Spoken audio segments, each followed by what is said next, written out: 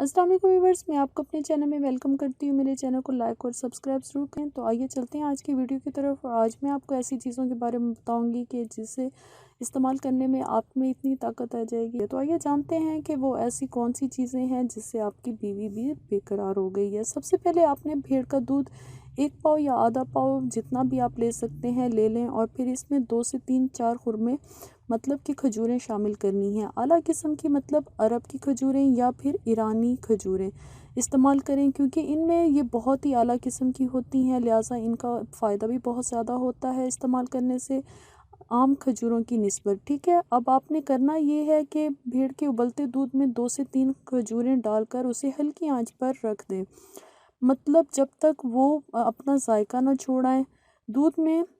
तो तब आप इसे उतारें और ठंडा होने के लिए रख दें, और फिर इसे आहिस्ता आहिस्ता नोश फरमाएं। और आहिस्ता आहिस्ता इसलिए पीने को कहा जाता है कि जो लोग हाई ब्लड प्रेशर के मरीज़ हैं उन्हें कोई मसला ना हो, क्योंकि ये दूध जो खजूरों वाला है ये ख़ुद गर्म मिजाज होता है। तो फिर वो लोग इसको इस्तेमाल करने से परेशान हो जाते हैं कि इसे कैसे इस्तेमाल करें, और जिस्मानी कमज़ोरी को भी ख़त्म करके आपको अच्छी सेहत की तरफ ले आता है। तो उम्मीद करती हूँ वीडियो अच्छी लगी होगी। नेक्स्ट वीडियो तक इजाज़त दें। अल्लाह हाफिज़।